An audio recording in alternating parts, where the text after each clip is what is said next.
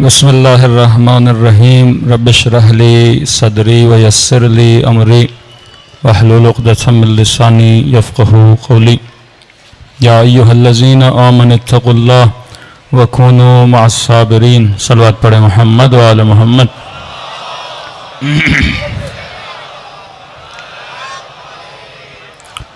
दुआ है परवरदिगार आलम हम सब की इबादतों को अपनी बारगाह में कबूल फरमाए और जिस मकसद ज़िंदगी और मकसद इबादत को लेकर फ़र्श अज़ा पे तशरीफ़ लाते हैं, खुदा उन मकासद में हम सबको कामयाबियाँ नसीब फरमा दे। मुसलसल अर्ज़ कर रहे हैं कि दुनिया एक सफ़र का नाम है और हमने इस सफ़र में अपना नाम एक लश्कर में लिखवाना है कि मेरे छठे इमाम फरमाते हैं कि कायनात में दो लश्कर हैं, या लश्कर जहालत का है या लश्कर अक्ल का लश्कर है। अब ये तुमने फैसला करना है कि तुमने लश्कर जहालत में ज़िंदगी गुजारनी है या लश्कर अक्ल में ज़िंदगी गुजारनी है।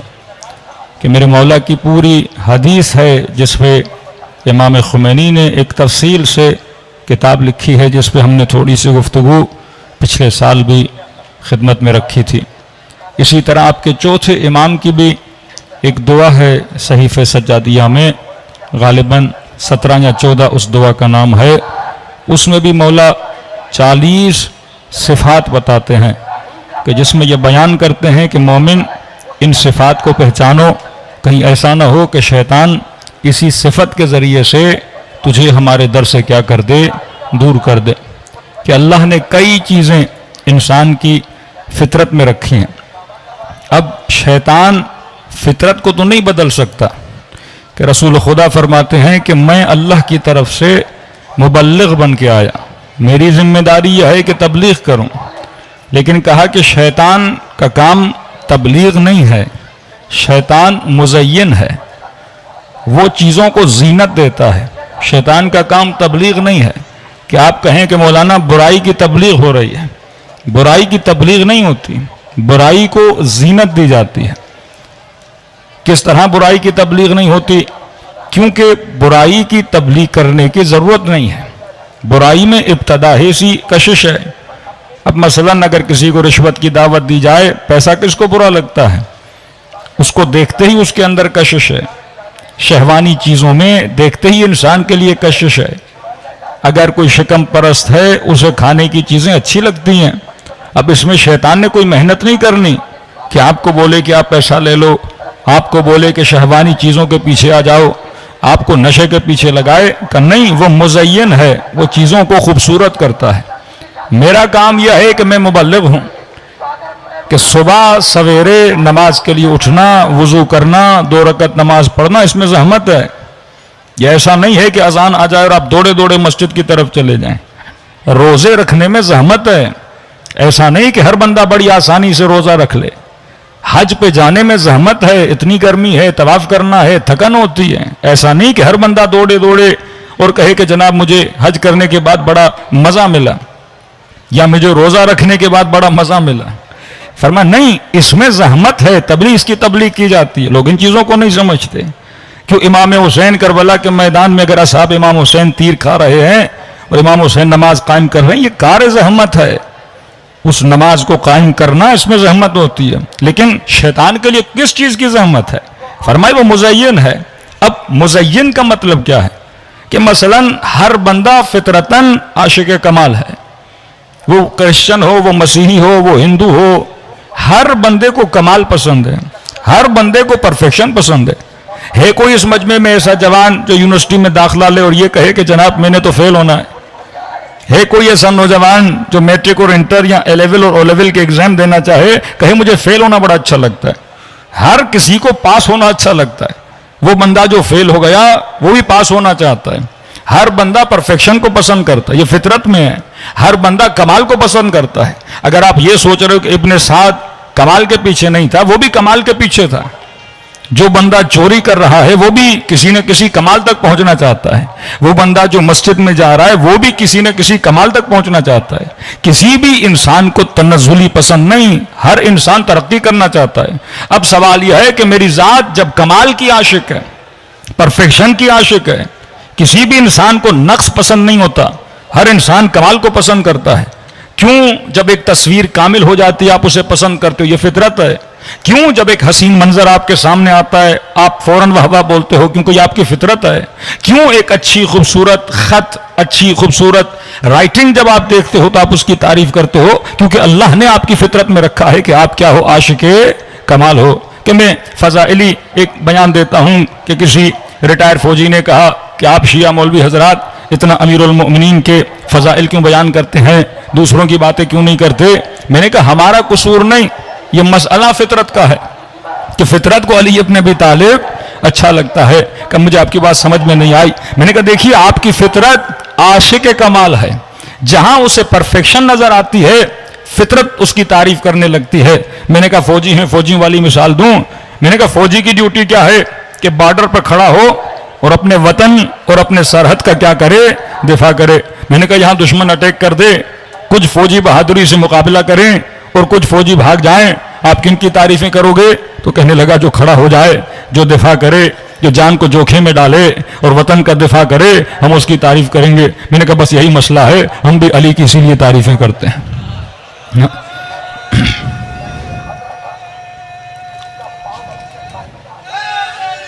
याद आपकी फितरत आशिक कमाल है। सलवात पढ़े मोहम्मद वाले मोहम्मद।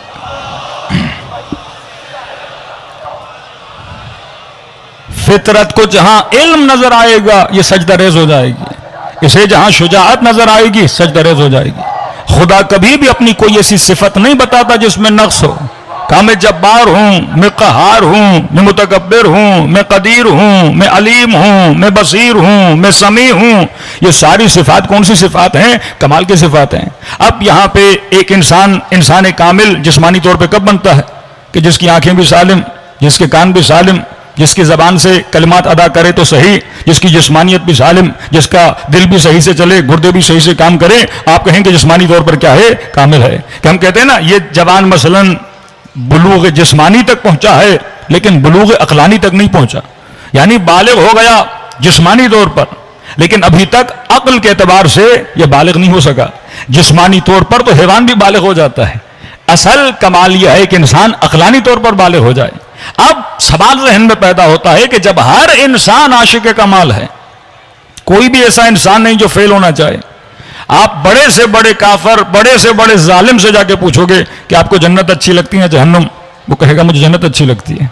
आप यजीद से भी जाके पूछोगे कि यजीद जन्नत में जाना है या जहन्नुम में, कहेगा मैंने कहा जाना है, जन्नत में जाना है।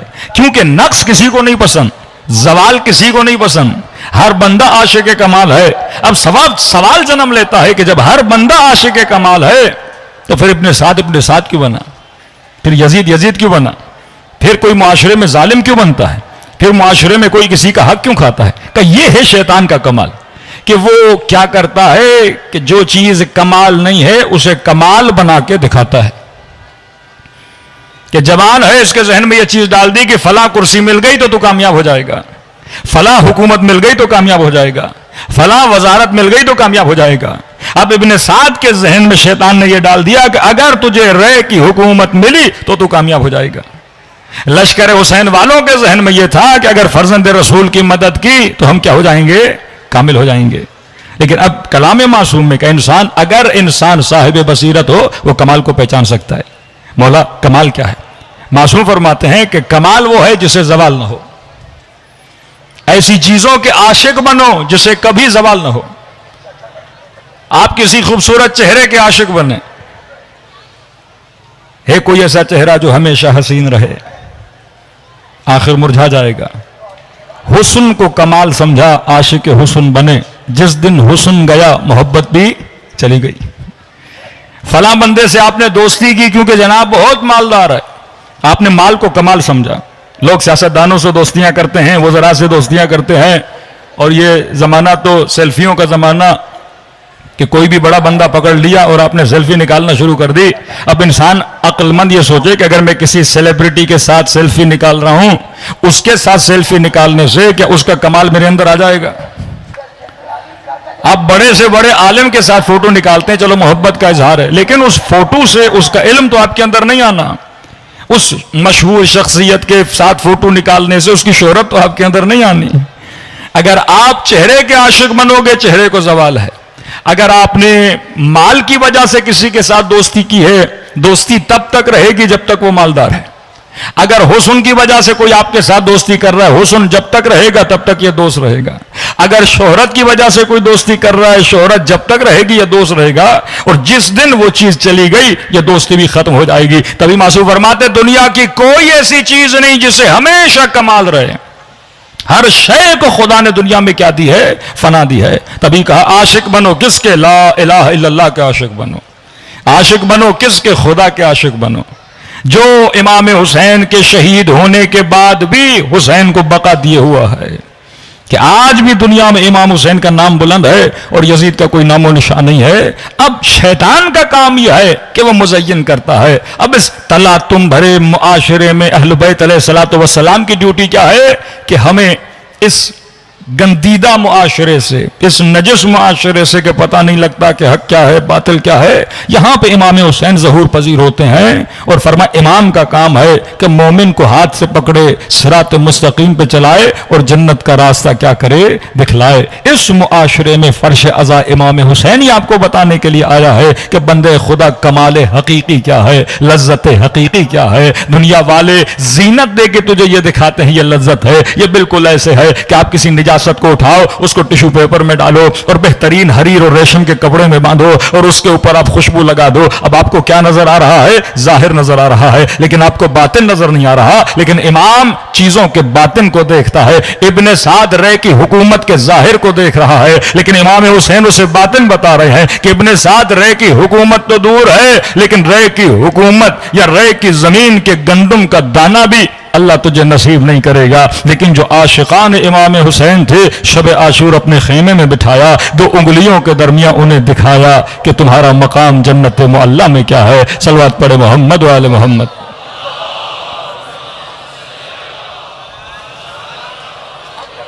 तभी मेरे 5वें इमाम फरमाते हैं कि जो मजलिस हुसैन में आते हो, ये न समझा करो कि मजलिस में बैठे हो।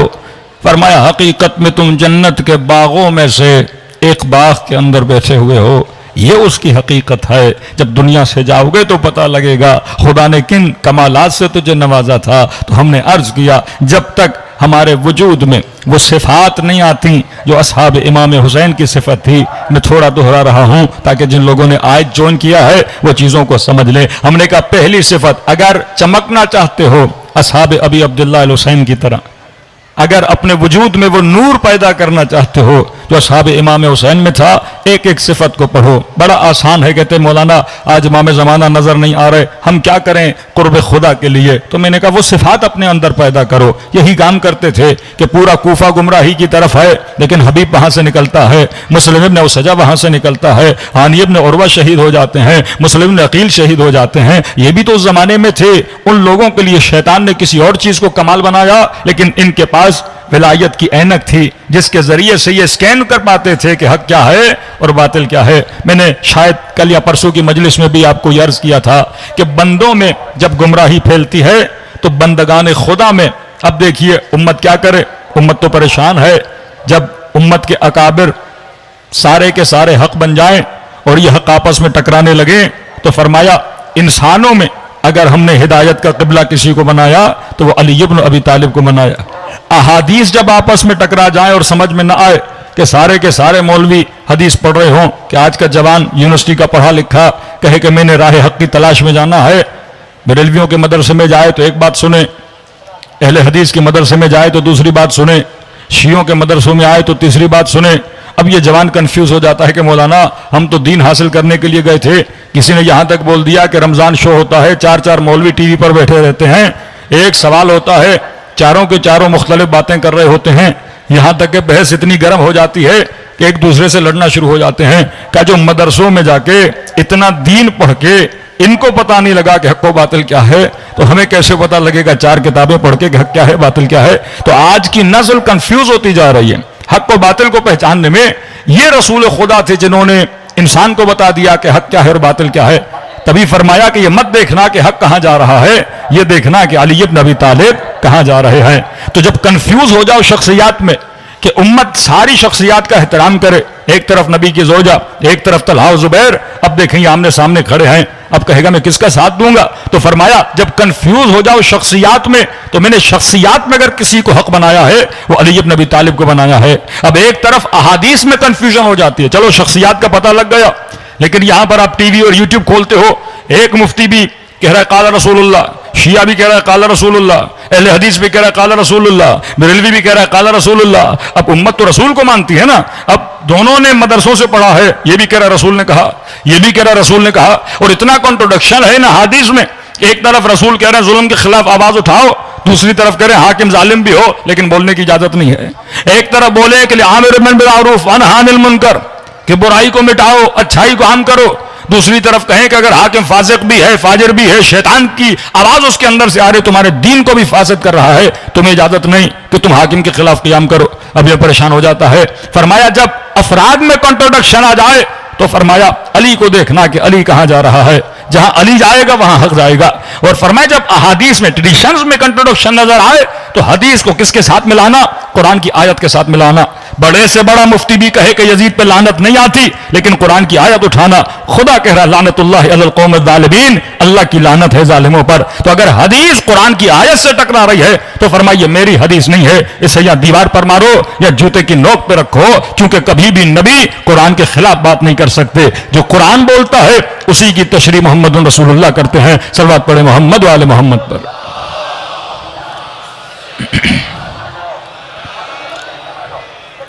अज्जल फरजहुम, एक छोटी सी आपको मिसाल दे रहा हूं कि किस तरह इन्होंने अहादीस में रद्द-ओ-बदल किया और उम्मत को कंफ्यूज किया। ये शायद मैंने पिछले साल पढ़ा था कि नहीं पढ़ा था कि मशहूर है सुन्नत में एक हदीस, असहाबी कन नुजूम बिअय्युहुम इक्तदैतुम अहतदैतुम, मेरे सहाबा सितारों की मानद है।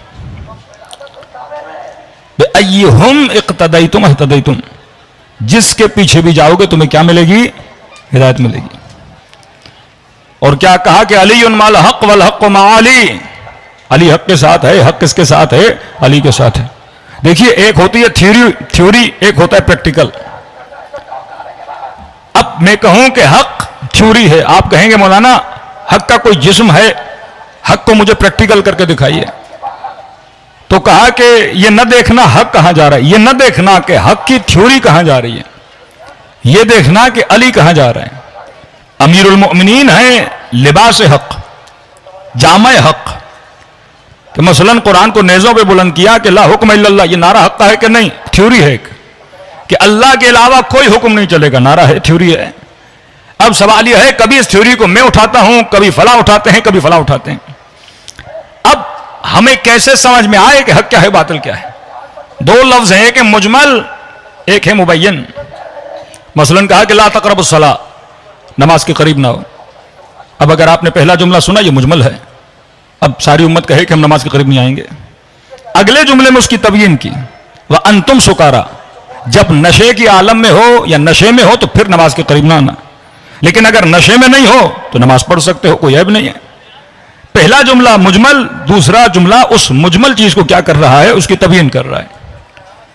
यहां कहा कि मैं अल्लाह वली, मेरा रसूल वली, तीसरा वो वली जो हालत रुकू में ज़कात देता हुआ नजर आ जाए। अगर खुदा सिर्फ ये कहता तीसरा वली, लेकिन उसकी तबयीन की खुदा ने, वो वली जो हालत रुकू में ज़कात देता हुआ नजर आ जाए, निशानियां बताएं, उसकी तबयीन की परवरदिगार आलम ने। अब ये जो हदीस है कि असहाबी कन नुजूम बिअय्युहुम इक्तदैतुम अहतदैतुम, मेरे सारे के सारे सहाबा क्या है, सितारे की मानद है, जिसके भी पीछे चलो तुम्हें क्या मिलेगी, हिदायत मिलेगी। हदफ है हिदायत, रास्ता कौन बतलाएंगे, कहा कि ये सारे सितारे हैं, ये तुझे रास्ता बताएंगे। हिदायत का नतीजा है जन्नत, जिसकी दुआ शिया सुन्नी अहले हदीस, जो बंदा नमाज पढ़ता है वो नमाज में कहता है इहदिनस सिरातल मुस्तकीम, खुदा हमें क्या दे, हिदायत दे। हदफ हिदायत। और फरमाया हिदायत तक पहुंचाने वाले कौन, ये मेरे असहाब जो सितारों की तरह हैं। कितने असहाब, सिफात असहाब का नहीं, जिसने रसूल को देखा वो सहाबी है। कितने हैं का 1 लाख से ज्यादा। तो मैं जवानों को थोड़ी मिसाल देकर समझा रहा हूं। मसलन आपने कराची से जाना है हैदराबाद और यहां पे 100 गाड़ियां खड़ी हैं। आपने कहा मौलाना हैदराबाद जाना है, किस गाड़ी को फॉलो करूं ताकि हैदराबाद पहुंचूं, मुझे रास्ता नहीं पता। और मैंने कह दिया कि 100 की 100 गाड़ियां हैदराबाद जा रही हैं, इनमें से किसी के पीछे भी जाओगे हैदराबाद पहुंच जाओगे। लेकिन जब आप गाड़ी के पीछे चले तो एक गाड़ी कोयटा चली गई, एक गाड़ी तफदान चली गई, एक गाड़ी कसूर चली गई, एक गाड़ी लाहौर चली गई। गाड़ी का मकसद था मुझे क्या दे, हिदायत दे। कंट्रोडक्शन देखिए, का सारे के सारे असहाब के पीछे चलोगे तुझे क्या मिलेगी, हिदायत मिलेगी। अब आ जाते हैं जंगे जमल में। ये गाड़ियां आपस में टकरा रही हैं, एक बंदा दूसरे बंदे को कत्ल कर रहा है, एक मोमिन दूसरे मोमिन के मुकाबले में आ रहा है। कभी जनाब अम्मार शहीद हो रहे हैं, कभी जनाब तलहा जुबैर मारे जा रहे हैं। अब हदफ यह था कि मुझे हिदायत मिले, और हिदायत तभी मिलेगी, ये सारे के सारे हिदायत के सितारे मनारे तब बनेंगे जब सारे के सारे एक रास्ते पर चले, ना कि एक दूसरे के मुकाबले में हों। मैंने जन्नत तक जाना है, मैंने हिदायत का रास्ता लेना है। ये गाड़ियां जब एक ही पाथ और एक ही रास्ते पे चलेंगी जिसका नाम रखा इहदिनस सिरातल मुस्तकीम, ये वो रास्ता है जो सीधा है। पूछा गया सीधे रास्ते का मतलब यह है, सीधे रास्ते का मतलब यह है कि इसमें एविजाज नहीं है, इसमें टेढ़ापन नहीं है। अब रद्द बदल कहां हुआ, खयानत कहां हुई अहादीस में? असल हदीस क्या थी? अगर रसूल खुदा एक हदीस बता रहे हैं, मैंने प्रैक्टिकल भी देखना है कि वाकईन ये प्रैक्टिकल पॉसिबल है कि नहीं है। अगर कह रहे हैं कि मेरे अहले बैत हर तरह के रिजिस से दूर हैं, तो क्या हम शिया सिर्फ ये पढ़ते रहें या अहले बैत की जिंदगी में भी देखें हर तरह के रिजिस से दूर हैं कि नहीं है? हदीस या कुरान की आयत जब तक प्रैक्टिकल नहीं होती तब तक उसकी तस्दीक नहीं होती। अब कह दिया किसी ने कि रसूल की हदीस है, लेकिन जब हम अमल में जाते हैं तो एक दूसरे के मुकाबले में खड़े हैं। एक सहाबी दूसरे सहाबी को दीन से खारिज समझ रहा है। असहाब रद्दा एक पूरा बाब है, वो असहाब जो इर्तदाद के शामिल हुए, जैसे मालिक इब्न नुमैरा को कहा कि ये दीन से खारिज हो गया लिहाजा हमने कत्ल कर दिया। जो खलीफे के मुकाबले में आ गया वो दीन से खारिज हो गया। खवारिज में कितने लोग थे, असहाब हुर्रा में कितने लोग थे जिनको बोला गया ये दीन से खारिज हो गए। खुद इमाम हुसैन करिए उन्होंने लिखा कल याद बिल्लाह हुसैन इब्न अली दीन से खारिज हो गए। तभी जब लश्कर शाम में आता है तो कहते हैं ये खारिजियों का लश्कर है या बागियों का लश्कर है। जब एक दूसरे के मुकाबले में आ गए मतलब बात एक नहीं है। खयानत कहां पे हुई? हदीस क्या थी? इन्होंने सिर्फ एक लफ्ज बदला, हदीस पूरी सही है। असहाबी का नुजूम अय्युहुम इह्तदैतुम इक्तदैतुम, एक थ्योरी बनी ना। अब इस थ्योरी को मैं अगर प्रैक्टिकल तारीख के आईने में उतारता हूं तो ये पूरी नहीं उतरती। कि अहले सुन्नत के इतने बड़े आलिम दीन ताहिरुल कादरी साहब फरमाते हैं अपने लोगों को, हमने आज तक ऐसी तालीम नहीं दी।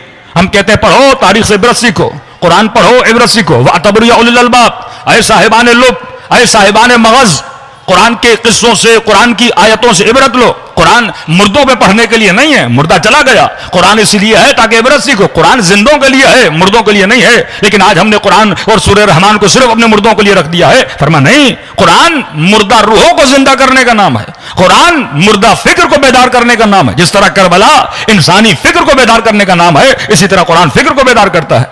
अब परवरदिगार आलम जब इंसान को हिदायत देना चाहता है, अब सवाल यह है कहां पे रद्द बदल हुआ? हदीस क्या थी? एक लफ्ज सिर्फ बदला। हदीस ये थी कि अहलु बैती कन नुजूम बिअय्युहुम इक्तदैतुम इह्तदैतुम, मेरे अहलु बैत सितारों की तरह हैं, जिसकी भी इक्तदा करोगे तुझे क्या मिलेगी? हिदायत मिलेगी। अब दोनों थ्योरीज हैं, असहाब सितारों की तरह हैं, जिसके भी पीछे जाओ हिदायत मिलेगी। एक थ्योरी है कि मेरे अहले बैत सितारों की तरह हैं, जिसके पीछे भी जाओ हिदायत मिलेगी। तो ये तब हिदायत के सितारे बनेंगे जब इनका आपस में कोई कंट्रोडक्शन न हो, आपस में कोई लड़ाई न हो।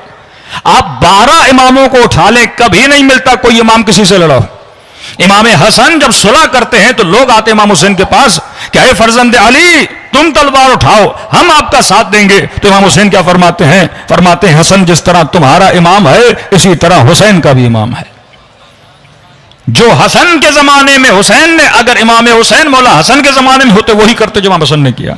इमाम हुसैन ने जो किया अगर इमाम हसन होते तो वही काम करते जो इमाम हुसैन ने किया। तभी फरमाया अव्वलुना मोहम्मद औसतुना मोहम्मद, आखिरुना मोहम्मद, बल कुल्लुना मोहम्मद, कि हम सारे के सारे क्या हैं, मोहम्मद हैं। कभी भी अहल बैत के अफ़आल में आपको कॉन्ट्रोडक्शन नजर नहीं आता, कभी भी इख्तिलाफ नजर नहीं आता। तो मैं उसके पीछे लगूं ना, अगर 12 के पीछे लगूं तो 12 की फ़िक़ा एक हो, 12 का अखलाक एक हो, 12 की रविश एक हो, 12 की आपस में मोहब्बत एक हो, लेकिन दूसरी तरफ जाते हैं एक बंदा दूसरे बंदे को कत्ल कर रहा है, तो सिर्फ अहल बैत अलैहिस्सलातु वस्सलाम से दूर करने के लिए। फरमाया अफराद में जब कंफ्यूजन का शिकार हो जाओ तो मेरी आल को देखना, अली को देखना, अली की आल को देखना, कहां खड़े हैं तुम भी वहीं खड़े हो जाना। और फरमाया जब अहादीस में रद्द बदल देखो, मैं तुम्हारे दरमियान कुरान छोड़े जा रहा हूं, कोई भी हदीस पढ़ो फौरन उसे कुरान के उसूल से मिलाओ, अगर कुरान से टकराती है तो इस हदीस की कोई वैल्यू नहीं है। सलवात पढ़े मोहम्मद वाले मोहम्मद पर।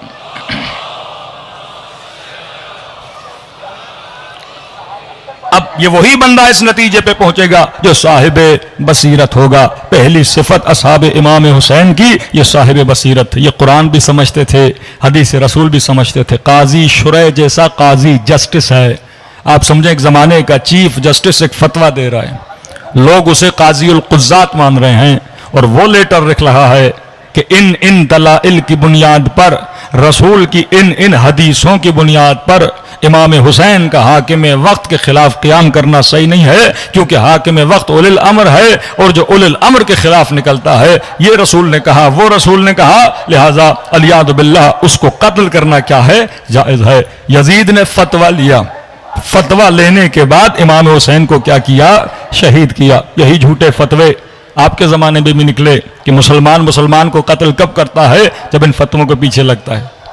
शहीद मदनी, शहीद मेहराब, 80 साल इन्होंने मस्जिद में नमाज पढ़ाई कि एक जवान आता है, खुदकुश जवान, इस शहीद को मेहराब में पकड़ता है और ख़ुद को उड़ाता है, इसके बदन के टुकड़े टुकड़े हो जाते हैं। किस बुनियाद पर? सिर्फ इस बुनियाद पर कि इसकी फ़िक्र में वो फ़िक्र डाली गई जो फ़िक्र बातिल थी।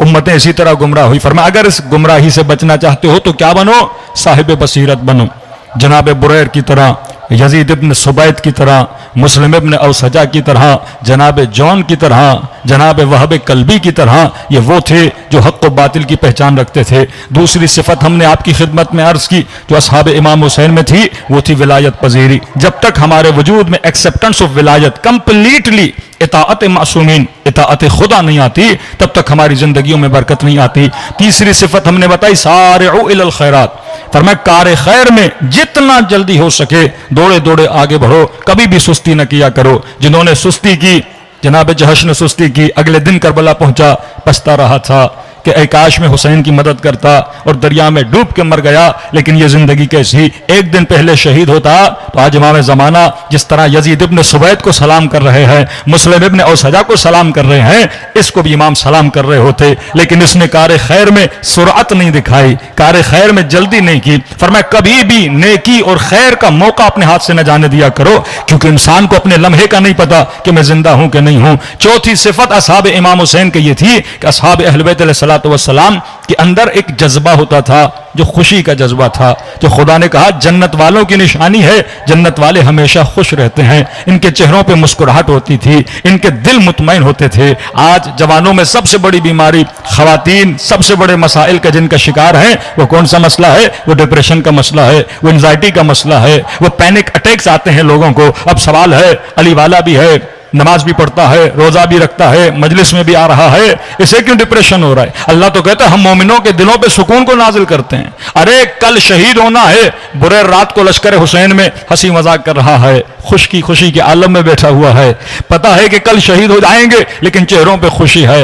अहले बैत अलैहिस्सलातु वस्सलाम के चेहरों पे कभी मायूसी आपको नजर नहीं आती कि वो लश्कर यजीद का मलऊन सिपाही ये कहे कि मैंने हुसैन को अकबर का लाशा उठाते हुए देखा, अब्बास का लाशा उठाते हुए देखा, कभी हुसैन रो रहे थे, कभी कह रहे लान कसर ज़हरी, मेरी कमर टूट गई, लेकिन कहते यही हुसैन है जिनको मैंने गोदी कत्लगाह में देखा। लेकिन ऐसा चेहरे पे इत्मीनान, ऐसा चेहरे पे सुकून था कि यह नहीं लग रहा था ये वही हुसैन है जो शाम को अपने भाई का जनाजा उठा रहा था, जो ज़ोहरे आशूर के बाद अपने अकबर का जनाजा उठा रहा था। कैसा सुकून, ये कैसा सुकून है, ये कैसी खुशी है जो खुदा मोमिन को अता करता है। यानी ये तरतीब आपको साइंस में नहीं मिलती। आज कोई डिप्रेशन का मरीज है, साइंस वाले गोली दे देते हैं जाके खा लो और आराम कर लो। जब तक हम अपनी थिंकिंग को, जब तक हम अपनी फिक्र को अहले बैत की रविश पे नहीं लाते, तब तक हमारी जिंदगियों में खुशियां नहीं आती। कल मैंने एक सिफत बताई थी कि अगर खुश रहना चाहते हो तो फरमाया अपनी सोचों को सही करो। बोला कैसे?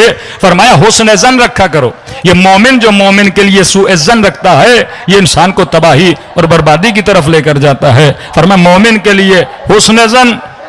अब सूए ज़न भी रखो, किसके लिए रखें? का शैतान के लिए हमेशा सूए ज़न रखा करो कि मैं फला महफिल में जाने से मौलाना क्या होता है, एक शराबी के साथ घूमने से क्या होता है, 4 बाल अगर मेरे नजर आ गए तो दीन पे कौन सी कयामत पड़ जाती है, 2 जुमले नामहरम से बात कर लिए इससे क्या हो जाता है। अपने ऊपर इतना कॉन्फिडेंस ना रखा करो कि शैतान के ऊपर तुम हुस्न ज़न रखो कि मैं गुमराह नहीं हो जाऊंगा। फला नशे की महफिल में जाने से क्या होता है, 2 कश सिगरेट के लगाने से क्या होता है, थोड़ा नशा करने से क्या हो जाता है, 1 घूंट शराब पीने से क्या हो जाता है। सारी चीजें यहां से शुरू होती हैं। शैतान मोमिन को ज्यादा पे नहीं लाता, वो कम कम से शुरू करवाता है। आज कोई ऐसा नशा दिखाइए जिसने ये कहा पहले दिन हमने नशा बड़ा किया था। इन्हीं महफिलों में जाते हैं, इन्हीं महफिलों में जाके खराब हो जाते हैं। मौला ने क्यों कहा कि सलमान अली को बड़ा पसंद है? क्योंकि सलमान पसंद रखता था, वो उलमा की महफिल में बैठता था, वो सुलहा की महफिल में बैठता था। फरमाया वो फासिकों की महफिल से दूरी करता था। आज बड़े से बड़े लोग आपने बच्चों के स्कूल में दाखिला तो करवा दिए, इस लालम में मौलाना बेटा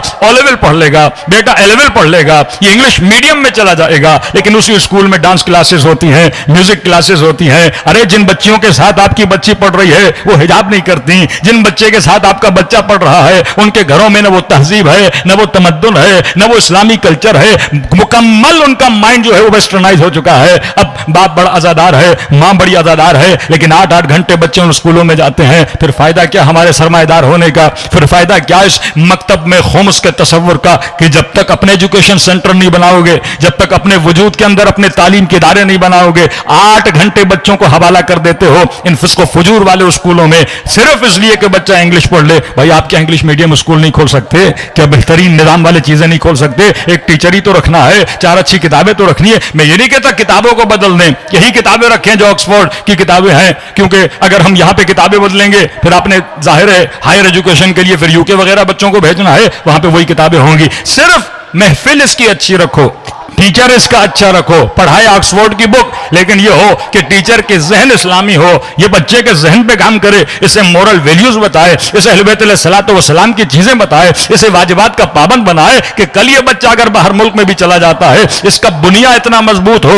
इसकी जड़ें इतनी मजबूत हो कि दुश्मन इसके ईमान को खराब न कर सके। तो फरमाया इंसान शैतान के लिए सूए ज़न करे, मोमिन के लिए हुस्न ज़न करे। हमारा उलट है, मोमिन के लिए सूए ज़न करता है लेकिन बच्चे की पढ़ाई में बड़ा हुस्न ज़न है। कभी नहीं सोचते कि उस स्कूल में जाएगा बच्चे का क्या बनेगा। इसी कराची में मोमिनीन कहते हैं मौलाना अब बेटी जवान हो गई है, उसे पसंद नहीं कि वो हिजाब करे। अब ये सवाल वेस्टर्न वर्ल्ड में होते थे तो समझ आती थी। कोई इंग्लैंड में कहता है मौलाना बेटी हिजाब नहीं करती, मैं पाबंदी नहीं कर सकता। कोई यूरोप में कहता है मौलाना बेटी हिजाब नहीं करती, वहां तो न बीवी पर कंट्रोल है न बच्चों पर कंट्रोल है, वहां वालिदैन गुलाम बन के वहां पर जिंदगी गुजारते हैं, यानी दिन ब दिन डरते रहते हैं कहीं बेटा छोड़ के न चला जाए, बेटी छोड़ के न चली जाए, क्योंकि न वहां पे आपका घर पर कंट्रोल है न घर वालों पर कंट्रोल है। तो सवाल यह है, पाकिस्तान में ये सवाल हो रहा है मौलाना बेटी हिजाब नहीं करना चाहती, बेटी फला दोस्तों की बर्थडे में जाना चाहती है, बेटी फला दोस्तों के साथ फंक्शन पे जाना चाहती है, अब पता नहीं वो घर कैसा है। फरमाया अगर बुरी महफिल, सबसे बदतरीन चीज जो इंसान को खराब करती है वो गलत दोस्तियां हैं, वो गलत महफिलें हैं, वो गलत लोगों के साथ उठना बैठना है, इंसान का ईमान तबाह बर्बाद हो जाता है। तो फरमाया हुस्न ज़न करो मोमिन के लिए, हुस्न ज़न करो खुदा के लिए, और सूए ज़न करो शैतान के लिए। इन्नहु लकुम अदुव्वुम मुबीन, ये तुम्हारा खुला दुश्मन है, ये एक जर्रे से भी तुझे अहले बैत से दूर कर देता है। मैंने शायद यह वाकया नहीं पढ़ा, शबस इब्न रबी जंग नेहरवान में अमीरुल मोमिनीन का अलम बरदार है, जंग नेहरवान अमीरुल मोमिनीन का अलम बरदार है कि एक तरफ जनाब इब्न अब्बास, एक तरफ शबस इब्न रबी, एक तरफ हुज्र इब्न उदय, 3 इतने अकाबिर उम्मत हैं, अबू अय्यूब अंसारी, ये 4 लोगों को अलम दे रहे अमीरुल मोमिनीन, जिनमें शबस इब्न रबी भी है। और यही शबस इब्न रबी करबला के मैदान में अलम बरदार यजीद है, नहरवान में अली का अलम बरदार और जंगे करबला में यजीद का अलम बरदार। और जब इमाम हुसैन शबस को कहते तूने मुझे खत नहीं लिखा, कहता मुकर गया, मैंने खत नहीं लिखा। इमाम ने कहा बात जाके मेरा खत निकाल के ला। मौला खत निकाल के लाते हैं, कहा ये तुम्हारी हैंड राइटिंग नहीं, क्या ये तुमने नहीं लिखा? मुकर गया। कहा तू वो नहीं जो मेरे बाबा के लश्कर में था? कहने लगा हुसैन तुम्हारे बाबा ने मुझ पर जादू किया था, अभी अल्लाह ने मुझे हिदायत दी है, और जब इमाम हुसैन ये जुमला अन्नास अबीदुद दुनिया, लोग दुनिया के गुलाम हैं, दीन इनके जबान की चिटकारी है, उस वक्त कहने लगा इब्ने साद, क्या तुमने हुसैन की तकरीरें सुनाने के लिए बुलाया है या हुसैन को कत्ल करने के लिए बुलाया है? फिर ये कहे कि हुसैन जब मैं तुझे कत्ल कर दूंगा, मैं खुशी में नजराने के तौर पर कूफे में मस्जिद बनाऊंगा, जिस मस्जिद का नाम रखा मस्जिद हमरा, लाल मस्जिद, ये उसने बनाई, शबस इब्न रबी ने बनाई। इमाम हुसैन के मुकाबले में जर्री सी गलत महफिल इंसान को दुश्मन बना देती है, जर्रा सी गलत महफिल इंसान को दीन से दूर कर देती है। जब हाथों से चीज चली गई फिर इंसान कुछ भी नहीं कर सकता। तो फरमाया हुस्न जन रखो, मोमिन मोमिन के लिए हुस्न जन रखे। लेकिन आज हमारे यहाँ वसवसे की बीमारी, ये बार बार हर चीज पे इस्तिखारा निकालना।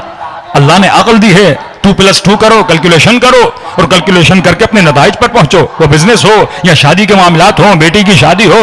आज कई लोग औलाद की मौलाना 10 रिश्ते आए हैं, इस्तिखारा मना आ गया।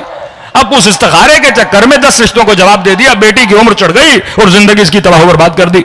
फरमाया कैलकुलेशन करो, बड़े आसान फार्मूले अहले बैत ने बताए हैं किसी को परखने के लिए। मोमिन है, बेटा है, बेटी का रिश्ता आया है, जिस स्कूल में पढ़ता है 4 दोस्त देख लो इसके दोस्त कैसे हैं, जिस मोहल्ले में रहता है 4 मोहल्ले वालों से पूछ लो कि ये घर कैसा है। फरमाया पता चल जाता है। अगर 4 मोमिन उसके लिए अच्छी गवाही देते हैं तो तुम्हें ज्यादा तहकीक करने की जरूरत नहीं है। इसी तरह लड़की का मामला है, फरमाया जाकर मोहल्ले से पूछो, उसकी सहेलियों को देखो किस माहौल में पढ़ी है, किस स्कूल में पढ़ी है, किसने उसकी तरबियत की है। इन्हीं छोटी छोटी चीजों से पता चल जाता है। फिर अल्लाह पे तवक्कुल करके तुम बेटियों और बेटों की शादी करा दो ताकि इनकी दुनिया भी आबाद रहे, इनकी आखिरत भी आबाद रहे। दूसरी चीज जो इंसान को डिप्रेशन में डालती है, मासू फरमाते वो कौन सी चीज है?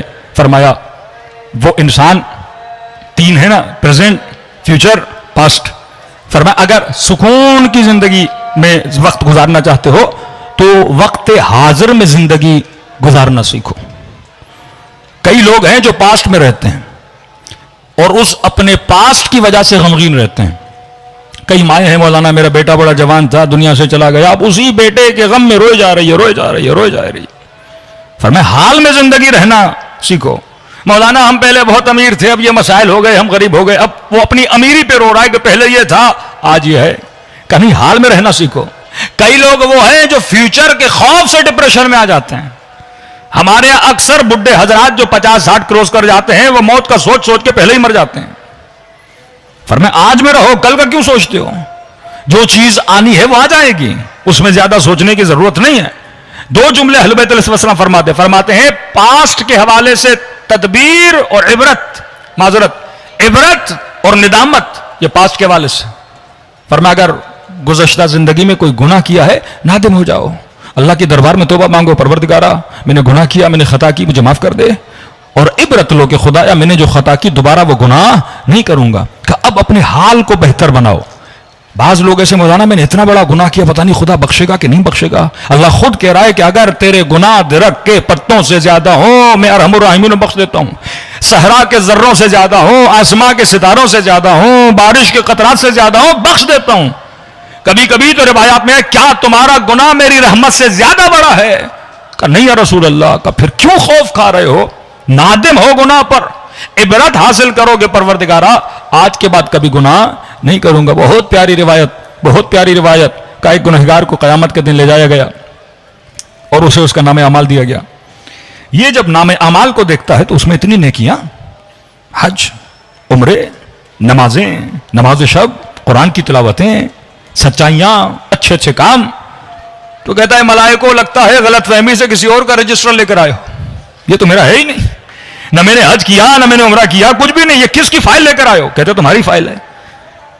कब मैंने तो कभी ये काम किए ही नहीं।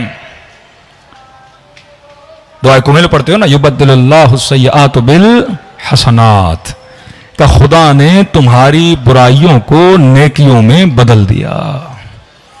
इतना करीब है तुम्हारा रब। जब सच्चे दिल से दुआ करते हो, कोई गुनाह किया पास्ट में, हो गया ना, इंसान है, जाहिजुल खता है, गुनाह हो गया। अब इबरत लो अपने उस गुनाह से, निदामत अपने वजूद में पैदा करो। भाई होर ने जितना बड़ा गुनाह किया, इमाम हुसैन का रास्ता रोका, जिसके रोकने की वजह से जनाब सकीना प्यासी रही, नादिम हुआ इमाम की खिदमत में। इमाम ने कभी उसे कोसा नहीं कि होर तुमने ये किया, और तुम्हारी वजह से ये हुआ, और मेरी बच्ची तेरी वजह से प्यासी, और तू अगर जाने देता मामलात बदल जाते। नहीं, का नादिम होकर आया, सीने से लगाया। अब हुसैन हुर में और हबीब में कोई फर्क नहीं रख रहे, हुसैन हुर में और मुस्लिम इब्न उसजा में कोई फर्क नहीं रख रहे। इसी जिस तरह ये अखलाक करीमा के मालिक है, खुदा भी अखलाक करीम का मालिक है। ये तो मजहर सिफात परवरदिगार आलम है, सीने से लगा लिया। फरमाया अपने पास्ट में न रहो, पास में रहोगे जिंदगी तो बर्बाद। और कभी कभी फ्यूचर इंसान को तबाह कर देता है कि अभी खुदा ने घर दिया, सब कुछ दिया, अब टेंशन में पता नहीं कल का क्या होगा, परसों का क्या होगा, 1 साल के बाद क्या होगा, मैं मर जाऊंगा तो औलाद का क्या होगा, पता नहीं ये होगा वो होगा। फरमाया इस इंसान की जिंदगी से सुकून चला जाता है। आज के लिए सोचो, शब आशूर इमाम हुसैन अपने असहाब के साथ बैठे हैं, गुफ्तगू कर रहे हैं। अब ये नहीं कह रहे कल ये होगा कल वो होगा, जो होगा देखा जाएगा, बस हमने तैयार रहना है, कल के लिए तैयार रहना है। मोमिन मौत के लिए तैयार रहता है। अब जब मलकुल मौत आए, कितने हमारे बुजुर्ग हजरात हैं आधे डिप्रेशन के शिकार, डॉक्टर ने कहा आपकी बीमारी बड़ी खतरनाक है, अब पता नहीं आप दुनिया से कब जाएंगे। अब डेली सोच रहा है आज मलकुल मौत नजर आएगा, कल मलकुल मौत नजर आएगा, आज मेरी रूह निकालेगा, सुबह मेरी रूह निकालेगा। अब मलकुल मौत ने आना है नहीं आना, लेकिन ये अपने हाथों खुद को क्या कर लेता है, मार लेता है। इंसान सोचे या अच्छा सोचे या फरमा इतना बड़ा ना सोचो। ये बचपन में स्कूल में हमें वालिदैन मिसाल देते थे ना, एक बंदा था, अंडा था उसके पास, अब सोचता गया अंडे से मुर्गी आएगी, मुर्गी से अंडा आएगा, फिर और मुर्गियां आएंगी। अब सोचते सोचते सोचते अपनी सोचों में बहुत ज्यादा क्या बन गया, अमीर बन गया। और इतने सोचने में उसका अंडा भी हाथ से गिर गया, तो आज भी गया और कल भी उसका क्या हो गया, तबाह बर्बाद हो गया। मैंने आज की प्लानिंग करनी है, अपने आज में रहना है। फरमाया गुज़श्ता पास्ट से नदामत हासिल करो अगर गुनाह किया है, और अगर कोई खता की है तो इबरत हासिल करो, और अपने फ्यूचर के लिए तदबीर करो, मुदब्बिर बनो। आज अच्छा गुजारोगे तो आपका कल भी क्या हो जाएगा, अच्छा गुजरेगा। आज नेकियां करोगे, आज की नमाज को कल पे ना छोड़ो, आज के वाजिब को कल पे ना छोड़ो। आज अगर किसी मोमिन की दिल आजारी की, आज ही चले जाओ उससे माफी मांगो। मां के साथ बदतमीजी की है, आज ही चले जाओ उससे माफी मांगो। तो फरमाया इंसान जो आज में रहता है वो खुश रहता है। एक वाकई मैंने किसी जगह पे बताया कि ऑस्ट्रेलिया की एक मोमिना बड़े डिप्रेशन में, कि मौलाना बस इतनी गोलियां खा खा के डिप्रेशन में परेशान हो गई हूं, कहीं मैं मर न जाऊं। भाई आपके डिप्रेशन की वजह क्या है? कहा कि हमारे शोहर ने मजाक में 2-3 बार कहा है कि मैं दूसरी शादी करूंगा। अब वो रहते भी घर से बहुत दूर हैं, कई कई महीने घर पे नहीं होते, और हमें किसी और ने बताया है कि उन्होंने तो शादी कर ली है। अब मौलाना वो आने वाले हैं, बताइए मैं उनके साथ रहूं या न रहूं, मिलूं या न मिलूं, बात करूं या न करूं, मैंने नहीं मिलना, मैंने नहीं देखना। मैंने कहा आपको यकीन है शादी की है? कि यकीन नहीं, लेकिन मुझे लग रहा है कि कर दी है। अब सोच सोच के उसने अपनी जिंदगी और सुकून क्या कर दिया, तबाह कर दिया। मैंने कहा सोच के मर जाओगी, दूसरी तो वैसे ही कर लेगा वो। तो इतने सोचने का फायदा क्या है कि इंसान इतना सोचे। मैंने कहा आप न सोचें, अल्लाह पे छोड़ें, जाके मिलें और बिल्कुल नॉर्मल होके मिलें। चंद दिनों के बाद मैसेज आया, मौलाना आप सही कह रहे थे, मैं उनसे मिली, उन्होंने कहा मैं तो मजाक कर रहा था, मैंने कोई शादी की ही नहीं है। अब इंसान एक अमल का सोच सोच के, क्योंकि आपकी फिक्र की जो स्पीड है वो बहुत ज्यादा है। यहां आपको फोन आया कि भाई आपके बेटे का एक्सीडेंट हो गया, और अचानक फोन कट गया। अब जैसे आपने सुना कि बेटे का एक्सीडेंट हुआ, आपका माइंड रिजल्ट तक जाता है, रुकता नहीं है। वो फौरन रिजल्ट क्या देगा, एक्सीडेंट हुआ, पता नहीं टांग टूटी, सर टूटा, बचा, मरा। वो आप पूरी मौत को तसव्वुर कर लेते हो, और उस तसव्वुर में आपके वजूद में एक डिप्रेशन पैदा हो जाता है। फरमा नहीं, यतवक्कल अल्लाह फहुव हस्बो। अगर कोई ऐसी खबर सुनो तो किस पे तवक्कुल करो, परवरदिगारे आलम पे। लोग ख्वाब देखते थे, छठे इमाम के ताबीर ख्वाब इमाम सादिक मशहूर है, छठे इमाम के पास आते थे। मौला एक ताबीर नहीं करते थे, 6-6 ताबीरें करते थे। 5 ताबीरें पॉजिटिव करते थे, 1 ताबीर बताते थे इसका ये मतलब भी हो सकता है। मतलब अपने माइंड को हमेशा किस पे रखा करो, पॉजिटिव पे। आज मुझे मौलाना बुरा ख्वाब देखा, क्या करूं? मैं कहता हूं बुरा ख्वाब देखो तो उलमा फरमाते हैं ये नियत करो कि परवरदिगार अपने ख्वाब को किसके हवाले कर रहा हूं, इमाम जाफर सादिक अलैहिस्सलातु वस्सलाम के। सलावत पढ़े मौला की शान पर। वअज्जिल फरजहुम, तो फरमाया पॉजिटिव सोचा करो, हाल में रहा करो। ये नहीं कि पास्ट में चले जाओ और अपने पास्ट के मसाइल को डिस्कस किया करो कि ये था और ये हुआ। फरमा नहीं, आज जो है मौला के साहबी जनाब हुशाम इमाम के पास आते, मौला हादी के पास, फरमाते मौला मैं तंग दस्त हूं, कुछ भी नहीं, मायूस था अपनी तंग दस्ती पर। इमाम ने फरमाया हुशाम जो नहीं है वो न सोचो, मायूस हो जाओगे, जो है वो सोचो। अल्लाह ने सही सालिम बदन दिया, अल्लाह ने बेहतरीन औलाद दी, अल्लाह ने तुझे हमारा मानने वाला बनाया, अल्लाह ने तुझे मोमिन बनाया। जब वो सोचोगे जो तुम्हारे हाथ में नहीं है, कुरान भी कहता है ना मा फातकुम, जो तुम्हारे हाथ से चला गया वो ना सोचो, जो अभी तुम्हारे पास है वो सोचा करो, तो जिंदगी में क्या मिलेगा, सुकून मिलेगा। तीसरी चीज जो इंसान को डिप्रेशन में डालती है, फरमाया जिनकी जिंदगियों में हदफ नहीं होता वो लोग डिप्रेशन में होते हैं। बाप का पैसा है, माल है, दौलत है, अब इसने कहा मैं काम करके क्या करूंगा, जिंदगी में कोई हदफ नहीं। आज दोस्तों के साथ खेलने चला गया, कल ड्रामे देखने पे बैठ गया, यूनिवर्सिटी भी खत्म हो गई, अब तो कोई हदफ नहीं, पैसा इतना है, कहेगा मुझे जॉब करने की जरूरत नहीं है। फरमाया बेहदफ लोग, एक आदमी का हदफ है शादी हो जाए, शादी हो गई, अब कोई हदफ ही नहीं, मौलाना हदफ तो पूरा हो गया, अब क्या करूं। डेली बेसिस पर अपनी जिंदगी में गोल्स बनाओ, जिसको हम कहते हैं short time goals, long term goals. Goal क्या होता है, जब कोई फुटबॉल खेलता है तो फुटबॉल खेलने वाले का हदफ क्या होता है कि बॉल को क्या करना है, गोल में डालना है। जब गोल हो जाता है वो खुशी हो जाती है। एक बैटमैन जब बैटिंग करता है तो उसका हदफ क्या होता है कि बॉल को बाउंड्री के बाहर फेंकूं, नहीं गया तो कहता है मैं रन लूं, ये उसका गोल है, ये उसका हदफ है। सवाल यह है कि तुम्हारा हदफ क्या है। फरमाया शॉर्ट टाइम हदफ बनाओ। ये जो हलवत फरमाते शब जुमा दुआ कुमैल पढ़ो, सुबह को दुआ नुतबा पढ़ो, ये जो कहा कि दिन में 51 रकत पढ़ो, ये एक स्पॉट है। जो बंदा 51 रकत नमाज पढ़ता है, इससे ज्यादा वर्जिश, मतलब हमने अगर नमाज भी पढ़नी है तो 51 रकात का मतलब यह है 51 मिनट्स अगर स्पीड के साथ भी पढ़ूं, स्लोली पढ़ूं तो 1 घंटे से सवा घंटा, मतलब सवा घंटा अल्लाह का जिक्र भी है और इंसान बदन की एक्टिविटी भी करता है। आज जितने लोग जिम करते हैं, क्या करते हैं, वो डेली 1 घंटा करते हैं, बदन सही सालिम रहता है। यानी ग़ज़ाए सालिम, वर्जिश सालिम नमाज की सूरत में। जबान पर मखसूस जिक्र रखा करो, हफ्ते के अज़कार अहले बैत ने बताए, छोटे छोटे गोल्स हैं, अपने लिए गोल बनाओ। कभी कहा 40 दिन का गोल बनाओ कि 40 दिन ये खत्म सूरा करूंगा, ये अमल अंजाम दूंगा। कोई बुक उठा लो कि इस्लामी ये बुक पढ़ूंगा, गोल उठाओ। जब आपका गोल कंप्लीट होगा तो आपको क्या मिलेगी, खुशी मिलेगी। जिन लोगों को नमाज की आदत होती है, एक दिन नमाज उनकी मिस हो जाए तो अंदर डिप्रेशन आ जाता है कि जनाब एक दिन नमाज मिस हो गई, क्योंकि वो आपकी बॉडी में क्या बन गई है, एक आदत बन चुकी है, आपके अंदर वो सेल्स क्रिएट हो चुके हैं। अब जब तक वो चीज, वो खुराक उसको नहीं मिलती तो इंसान को मजा नहीं मिलता। जिन लोगों को मजलिस की आदत है, एक दिन मजलिस में सो जाए तो बदन में एक अजीब सी बेचैनी आ जाती है। तो फरमाया जिनकी जिंदगी में हदफ नहीं, एक हदफ है दुनियावी।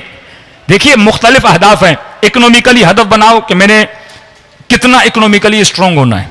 रूहानी हदफ बनाओ कि मैंने इबादत में कितना स्ट्रांग होना है। जिस्मानी हदफ बनाओ कि मैंने अपने बदन को किस तरह मेंटेन करना है कि यह बदन बीमार ना हो। फिक्री हदफ बनाओ कि मैंने अपने नजरियात को कितना मजबूत करना है, कौन सी किताबें पढ़नी है, तारीख इस्लाम की कौन सी किताबें पढ़नी है कि कल अगर जहाज में यूनिवर्सिटी में कोई पढ़ा लिखा बंदा गैर शिया मेरे साथ मिल गया, कोई क्रिश्चियन मेरे साथ बैठ गया, मैं उसके साथ कम अज कम बहस मुबाहिसे करने के काबिल तो रहूं। तो फिक्री अहदाफ, इबादी अहदाफ, जिस्मानी अहदाफ, मुख्तलिफ अहदाफ इंसान बनाए जिंदगी में। ये कॉपी उठा ले, अपने गोल्स लिखें कि भाई 1 महीने मैंने ये काम करना है। जब आप गोल्स को अचीव करेंगे तो आपको जिंदगी में खुशी मिलेगी। लेकिन जिन लोगों की जिंदगी में कोई हदफ नहीं है, कोई नशे पे लग जाता है, अय्याशियों में लग जाते हैं ना। शैतान लोगों को कहता है पैसा कमाओ।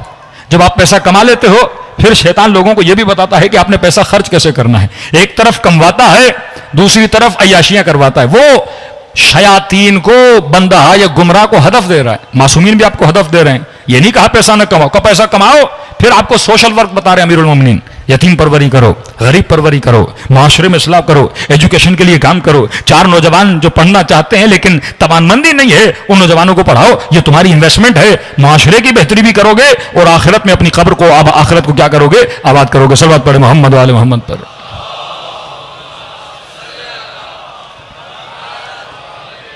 तो हमने कहा पॉजिटिव थिंकिंग, अगर इंसान मुस्बत सोचेगा हमेशा सुकून में रहेगा। दूसरा हमने कहा जब तक प्रेजेंट में रहेगा इंसान सुकून में रहेगा। तीसरा हमने कहा जब इसका हदफ बुलंद होगा। इमाम हुसैन करबला जा रहे हैं, हदफ बता रहे हैं, मैं अपने नाना के दीन को जिंदा करने जा रहा हूं, मैं बिदअतों को खत्म करने जा रहा हूं। और उस हदफ के लिए इमाम हुसैन अपने गले की कुर्बानी दे रहे हैं, उस हदफ के लिए अब्बास की कुर्बानी दे रहे हैं, उस हदफ के लिए। ये हदफ ऐसे मत समझो बीबी ज़ैनब निकल के बाहर आ गई हैं, उस हदफ को पाने के लिए तकलीफ उठा रही हैं। अब्बास हदफ लेकर निकले हैं, अली अकबर एक हदफ के तहत निकले हैं, ये पूरा घराना एक हदफ लेकर निकला है और इतना मुसम्मम है अपने हदफ पर कि सब कुछ कुर्बान कर दिया। तभी कहते हैं ना नजरियाती शिया और गैर नजरियाती शिया। इस मुल्क में जब तक नजरियात नहीं होंगे, नजरियाती सियासतदान, गैर नजरियाती सियासतदान, नजरियाती हुक्मरान, गैर नजरियाती हुक्मरान, नजरियाती शिया, गैर नजरियाती शिया जो अपने नजरिए पे कॉम्प्रोमाइज नहीं करता, उसूल पे कॉम्प्रोमाइज नहीं करता। नजरियाती मोमिना कभी हिजाब पे कॉम्प्रोमाइज नहीं करती, नजरियाती मोमिन कभी निगाह हराम पे कॉम्प्रोमाइज नहीं करता। ये कभी भी अपने उसूलों पे कॉम्प्रोमाइज नहीं करते। कहते मर जाएंगे हुजूर इब्न उदै की तरह कट जाएंगे लेकिन नजरियात पे। लेकिन गैर नजरियाती शिया कभी नामहरम की महफिल में बैठेगा, कभी नामहरम के साथ हाथ भी मिला लेगा, कभी किसी महफिल में चला जाएगा, मौलाना हम तो बिजनेसमैन हैं, हर किसी के साथ अपना बैठना होता है, कभी किस मुल्क, यानी इसके लिए परवाह नहीं, पाकिस्तान में हो तो दीनदार, यूरोप गया तो बेदीन, जिस महफिल में गया वैसा बन जाता है। ये मुतज़ल्ज़िल मोमिन है, इसकी बुनियादें मजबूत नहीं है। तो फरमाया एक चीज कि अपने वजूद के अंदर हदफ को पैदा करो, जितना हदफ बुलंद होगा उतनी तुम्हारी जिंदगी बुलंद होगी। आखिरी चीज फरमाया अकीदे को मजबूत करो। जिन लोगों के अकीदे कमजोर होते हैं, ये नजरियात वाली बात आ गई, अकीदे कमजोरी की वजह से इंसान के अंदर मायूसी आती है। आप चले जाइए वेस्टर्न वर्ल्ड में, ओल्ड हाउसेस का मुआयना करिए, वहां जितने बुढ़े बुढ़ियां हजरात होते हैं जिनको माँ बाप अपने औलाद ने वहां पे छोड़ दिया है, उनकी आंखों और चेहरों में आपको मायूसी नजर आएगी। क्यों? क्योंकि आखिरत का अकीदा उनका कमजोर है। पूरी जिंदगी कोई डॉक्टर, कोई प्रोफेसर, कमाया, माल बनाया, दौलत बनाई, लेकिन अब देख रहे हैं कि द एंड है, तो जिंदगी खत्म हो रही, हम मर जाएंगे, आगे कुछ भी नहीं, मायूसी आ जाती है। लेकिन वल्लाह अपने मराजे को देखिए, आयतुल्लाह बहजत को तो हमने आंखों से देखा, जवानी में चेहरे पर बड़ा जाहो जलाल होता था, लेकिन जैसे जैसे आगा बहजत बूढ़े होते गए, आप उनके फोटो आज भी मौजूद हैं, देखिए जैसे जैसे बुढ़ापा आता है वैसे वैसे चेहरा खिलता जाता है, वैसे वैसे चेहरे पे खुशी आ जाती है। हम बुढ़े होते हैं तो मायूस होते जाते हैं, क्योंकि हमारे लिए गोया जिंदगी खत्म हो रही है, द एंड की तरफ जा रहे हैं, फना की तरफ जा रहे हैं। लेकिन आगाए बहजत, इमाम खुमैनी, आगाए फाजिल अनकरानी, अभी आगाए वहीद, आप इनके चेहरों को देखें, अजीब सी खुशी इनके चेहरे पर। क्यों खुशी थी? फरमा इनके लिए मौत एंडिंग का नाम नहीं है, इनके लिए मौत मुलाकात खुदा का नाम है। ये अल्लाह से मिलने के लिए जा रहे हैं। यही खुशी असहाब इमाम हुसैन में, यही खुशी इमाम हुसैन में, यही जुमले फुस्तु पे रब्बिल काबा, काबे के रब की कसम अली आज कामयाब हुआ। ये खुशियां अहले बैत, क्योंकि इनके अकीदे मजबूत थे। जो सिर्फ दुनिया को हदफ बनाता है, मौत उसके लिए तकलीफ दे भी है, मायूस कुन भी है।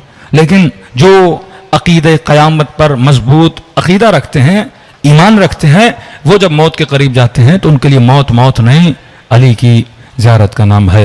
मेरे अजीज़, वक्त बहुत हो चुका। जब तक अपने वजूद के अंदर फ़िक्र अहले बैत को नहीं पालेंगे, ये फ़िक्र सिर्फ आखिरत नहीं बनाती, हमारी ज़िंदगियों की कई उलझनें घुट्टियाँ इससे खुल जाती हैं। बस सवाल यह है कि इंसान तर्ज़ तफक्कुर को बदले और करीब हो जाए सिफ़ात अहले बैत और सिफ़ात असहाब अहले बैत में। बड़ा अजर है इन मजलिसों में शिरकत करने का।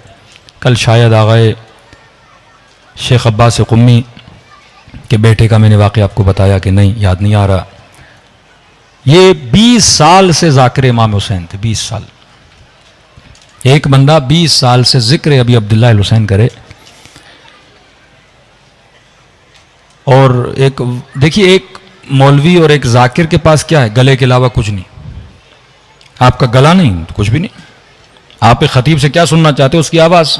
एक नूह खान का गला गया तो नूह खान ही गया ना।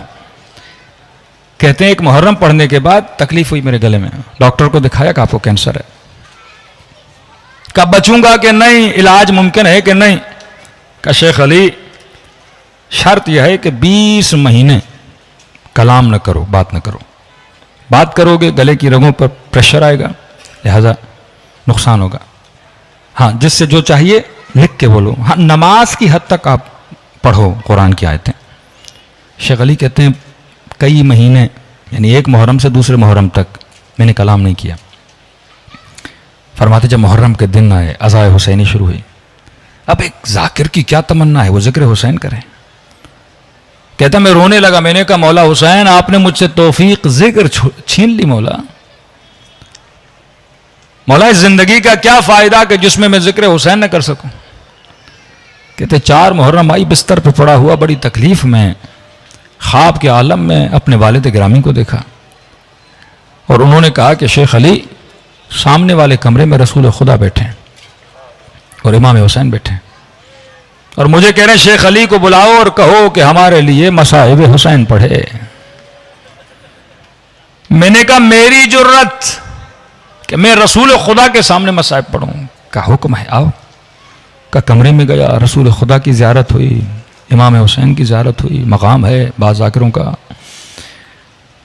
कहा कि शेख अली मसाइब पढ़ो। मैंने कहा या रसूल अल्लाह, मैं कैसे जुर्रत करूं आपके सामने मसाइब पढ़ूं? या रसूल अल्लाह, मुझे बीमारी है, गला ख़राब है। फरमाया हम तुझे शफा देंगे, मसाइब पढ़। कहा या रसूल अल्लाह, कौन से मसाइब पढ़ूं? का शेख अली, मेरे हुसैन की 4 साल बेटी के मसाइब पढ़े।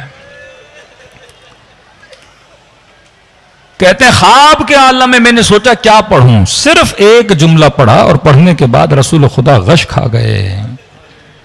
का कौन सा जुमला पढ़ा? शेख अली का। सिर्फ ये कहा कि बच्ची ने बाबा को कहा कि बाबा मेरा रुखसार छोटा था,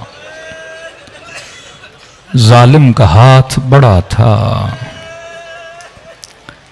कहते हैं जब होश में आया तो पूरा बदन पसीने से तर था और बीवी से कलाम किया और महसूस किया अब गले में कोई तकलीफ नहीं है।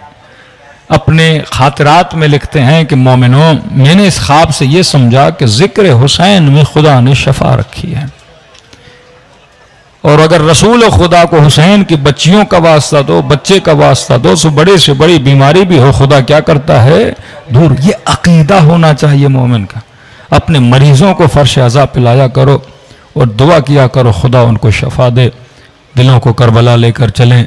रातें जैसे जैसे बढ़ रही हैं दिलों का गम भी बढ़ना चाहिए, कुर्ब इमाम भी बढ़ना चाहिए। फरमाए जो खुलूस दिन से मेरे हुसैन को सलाम करे खुदा उसे सवाब ज़ियारत हुसैन अता करता है। सब मिलके अस्सलामु अलल हुसैन व अला अली इब्न हुसैन। सब मिलके वाला औलाद हुसैन वाला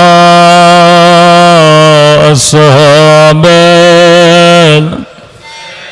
हुसैन की सदा बुलंद हो। सब मिलके अस्सलामु अला हुसैन व अला अली इब्न व अला औलाद हुसैन व अला अस्हाबे। सब मिलके बुलंद आवाज से अस्सलामु अलल व अला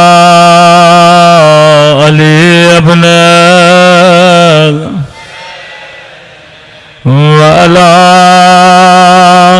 औलाद व अला अस्हाबे। मेरा सलाम हो रुबाब की उजड़ी हुई गोदी पे,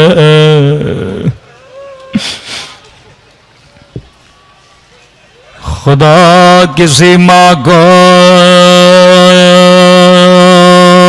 नन्ना सलाशा न दिखाए, नाम असगर पर हुज्जत कुबरा हुसैन। फरमाया नन्ना सा बाबुल हवाइज, खुदा को अली असगर की नन्ही सी गर्दन का वास्ता दिया करो। बिलखस जो बे औलाद खुदा असगर का वास्ता कभी रद्द नहीं करता। एक मौला का जाहिर करबला गया, कभी हुसैन की जरी को चूमे, कभी हबीब की जरी को चूमे, कभी ख़याम हुसैनी में जाए। खादिम ने कहा ज़ाहिर क्या ढूंढ रहे हो? कहने लगा मुझे बता अली असगर की कब्र कहाँ है? खादिम ने कहा मुझे नहीं पता कि मैंने रिवायतों में सुना था हुसैन खैमों के पीछे नन्हे से बदन को दफन किया था। मुझे बताओ कब्र अली असगर गंगा। खादिम ने से आयतुल्लाह कश्मीरी के पास भेजा। आगाए कश्मीरी कहते हैं मैंने भी आज तक ये जुमले पे नहीं सोचा था कि अली असगर की कब्र कहाँ गए। मैंने कहा आजादार कलाना मैं देखूंगा किताबों को परखूंगा। आगाए कश्मीरी कहते हैं पूरी रात मकतलों को ढूंढता रहा। आए खुदा अली असगर की कब्र कहाँ। लेकिन फरमाते हैं मुझे कहीं पे मकदल में कोई रिवायत नहीं मिले। नमाज तहज्जुद में इमाम हुसैन के साथ राबता किया। मैंने कहा मौला आपके शिया पूछते हैं नन्हे से बदन को गंगा पे दफन किया था। ख्वाब के आलम में इमाम हुसैन की ज़ियारत नसीब हुई। फरमाया कश्मीरी मेरे शियों को बता दे आज के बाद मेरे असगर को ढूंढा न करे। जिसने अली असगर की ज़ियारत करनी है वो मुझे हुसैन की ज़ियारत कर ले। मैंने कहा मौला क्या कहना चाहते हैं। कहा सज्जाद ने नन्हे से बदन को मेरे सीने पे रखा था।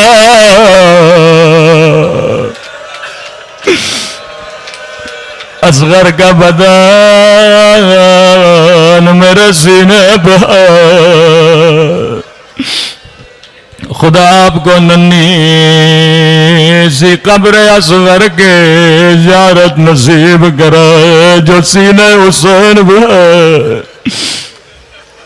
फरमाया मैदान में आवाज दी हल मिन नासिरन यंसुरना। है कोई हुसैन की मदद करने वाला। बच्चे ने खुद को गहवारे से गिराया। खेमे में आए रुबाब ये इतना बेचैन क्यों है। का मौला कई दिनों से बच्चे ने दूध नहीं पिया। मेरा दूध खुश्क हो चुका है। क्या मैं बच्चे को पानी पिला के आता हूँ। सफेद कपड़े में असगर को लपेटा। रावी कहता है हुसैन ने असगर के चेहरे पर भी अपनी अबा को रखा। का मौला अबा का दामन क्यों रखा था। रोके का असगर का खा बदन बड़ा नरम था। करबला की धूप बड़ी गर्म थी। ऊपर से बच्चा प्यासा था। हुसैन नहीं चाहते थे अली असगर को तकलीफ हो।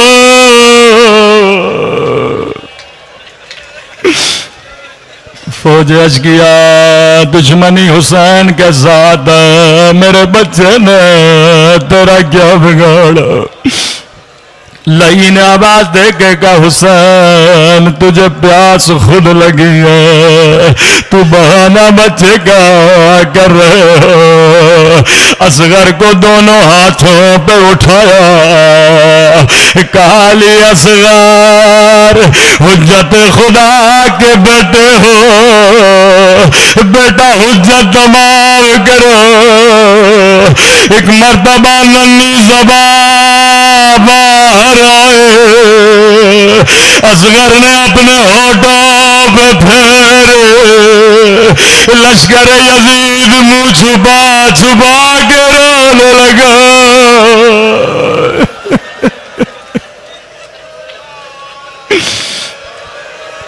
इब्न साथ ने कहा हुरमला इक़ता कलाम अल हुसैन, कहीं फौज में इनकलाब ना आ जाए। लई ने तीर कमान लिया, जैसे निशाना लेना चाहता था इसके हाथ लड़ गए, तीर गिर गया। दोबारा निशाना लिया, तीर गिरा। कहा हुरमला क्या हुसैन से डरते हो या नन्हे से बच्चे से? नहीं कहता है मैं हुसैन से नहीं डरा, लेकिन क्या करूं जब तीर चलाता हो एक काले बुरके में बीबी है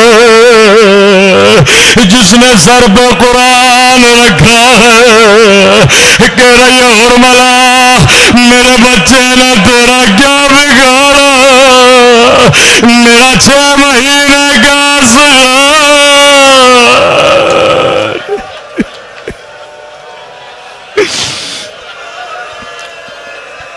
लई ने कहा हुरमला तू निशाना ले, मैं तेरी आंखों पे पट्टी बांधता हो।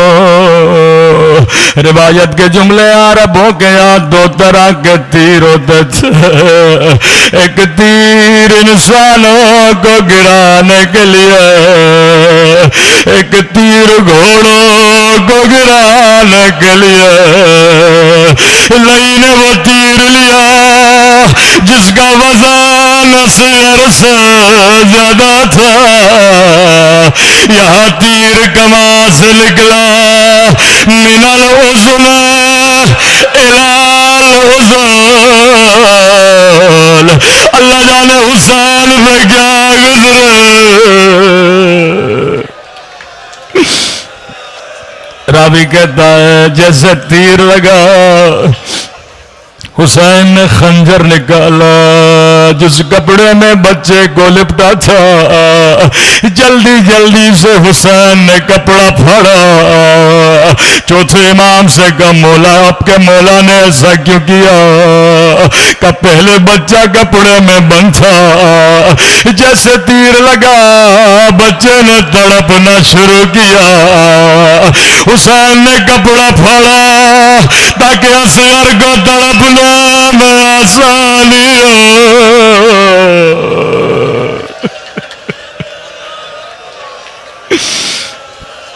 शबे आशूरा माल करेंगे, चंद कदम आगे चंद कदम पीछे। उस वक्त हुसैन को याद करना, सोच रहे थे माँ को कहा था पानी पिलाऊंगा, अब रुबाब को 6 महीने का बच्चा कैसे दिखाऊंगा। खेमे के दर से आवाज दी बहन ज़ैनब जल्दी आओ। बीबी ज़ैनब फरमाती हैं असगर के रोने की आवाज बंद हो गई। मैंने समझा शायद बच्चे ने पानी पी लिया, लेकिन जब खेमे के दर पे पहुंचे क्या देखा, 2 नन्हे से कदम जो खून से रंगीन, हुसैन की गाड़ी खून से रंगीन। करबला का कोई शहीद दफन नहीं हुआ। असगर के नन्हे से बदन को मेरे मौला ने दफन किया। कहने लगे ज़ैनब मेरे असगर का बदन बड़ा नरम है, ये घोड़ों की टापों को बर्दाश्त नहीं कर सकेगा, लेकिन हाय असरत हुसैन 11 मुहर्रम का दिन आया। लई ने हुक्म दिया 40 घोड़े सवार नेज़ा उठाए। यहाँ नेज़ा जमीन में जाता था, यहाँ रुबाब का कलेजा। एक मर्तबा नेज़ा जमीन में गया, एक नन्हा सा बदा रुबाब की फरियादें बुलंद हुई, हाँ मेरा अली असगर एक मर्तबा तीर से, फिर नेज़े से, फिर जालिम की तलवार से। मातम हुसैन